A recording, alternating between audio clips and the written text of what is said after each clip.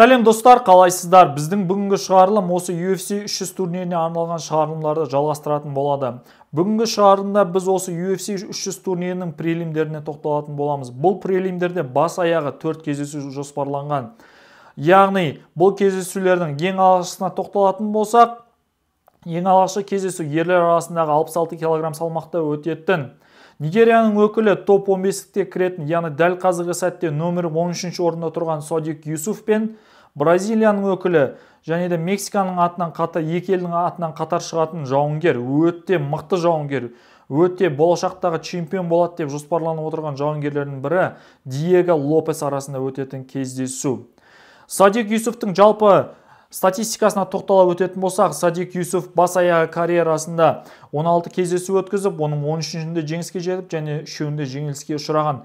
Және де ең соңғы кездесуінде бұл осы Бразилияның атақты жауынгерлерінің бірі Эдсон Барбозаға жеңілген болатын. Ал оның қарсыласы Диего Лопеске тоқталатын болсақ, Диего Лопес бас аяғы карьерасында бұл жауынгер 29 кездесу өткізіп, соның 23-інде жеңіске жетіп, 6-ында жеңіліс тапқан. Соңғы кездесуінде Диего Лопес Пат Сабатинидің техникалық нокаутпен жеңген болатын. Бұл кездесу өткен жылдың қараша айында Нью-Йорктағы Madison Square Garden аренасында өткен болатын. Сол кездесуде осы Диего Лопес өте қуантарлық, өте керемет кездесу өткізген болатын. Және де бұл кездесудегі басты фаворит ретінде Диего Лопес аталынып отыр.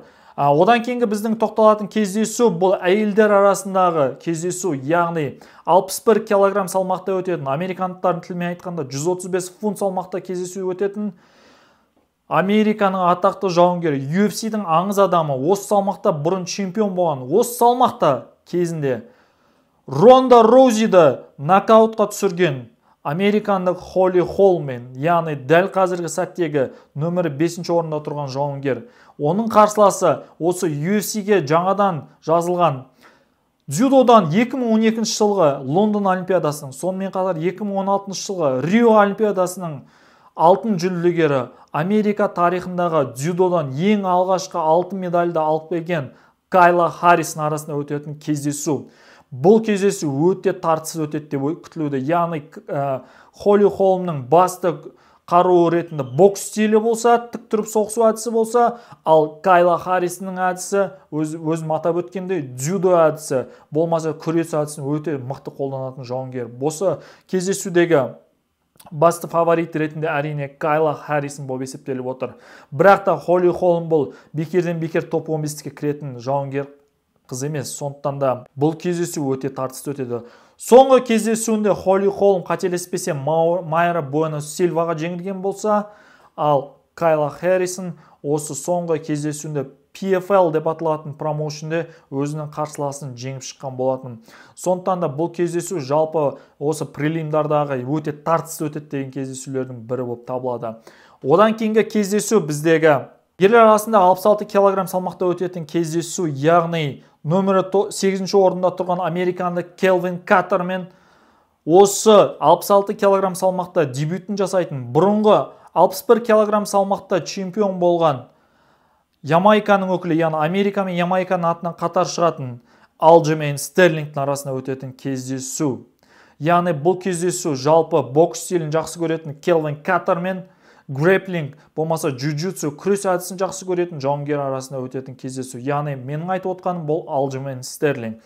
Алджемейн Стерлинг өздеріңіз білетіндей, кезінде осы 61 кг салмақта Петр Янды жеңіп, осы белбеуді алған болатын. Және де одан кейін ол Петр Янға қарсы, сонымен қатар TJ Диллошауға қарсы, және де Генри Сихудоға қарсы өзінің белбеуін қорғаған болатын. Және де соңғы кездесуінде өзіміз білетіндей, ол Шон О'Маллиден техникалық нокаутпен жеңілген болатын.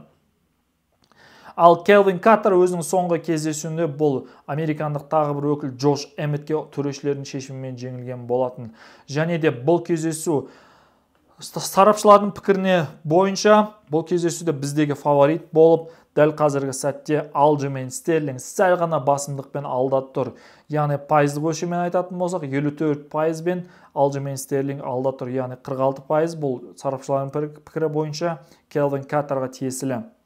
Одан кейінгі кездесу достар, біздегі прелимдарды аяқтайтын ең басты кездесу бұл.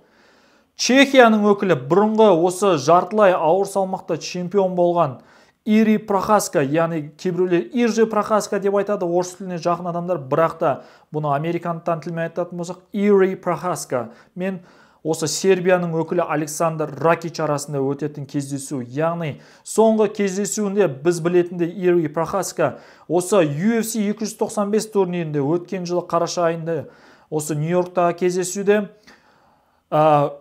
Бразилияның өкілі Алекс Перейраға техникалық нокаутпен жеңілген болатын. Ал Александр Ракич бұл өте ұзақ үзілістен кейін қайта оралып отыр, яғни жарақатын емдеп келгеннен кейін. Соңғы кездесуінде Александр Ракич төрешілердің жаңағы басымдық шешіммен осы бұрынғы чемпион Ян Блаховичке жеңілген болатын. Ал Ири Прохаска алдында атап өткенде Алекс Перейраға жеңілген. Жалпы бұл кездесуде өте тартысты өтеді деп күтілуде. Жалпы сарапшылардың пікірі бойынша бұл кездесуде басты фаворит ретінде Александр Ракич танылып отыр. Александр Ракич яғни дәл қазіргі сәтте осы қарсыласының 65-35% көрсеткішпен алда көрсетіп тұр.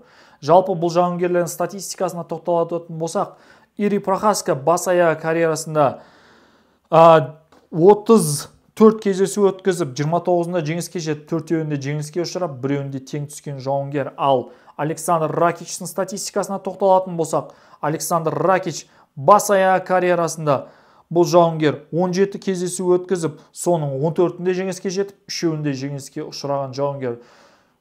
Сонымен достар, біз осы UFC 300 турниріне арналған екінші бөлімімізді аяқтаймыз. Келесі шығарылымда біз осы UFC 300 турнирінің мейн кардына тоқталатын боламыз. Сондықтан да әрбір шығарылымды бақылап отырыңыздар. Күндеріңіз сәтті өтсін.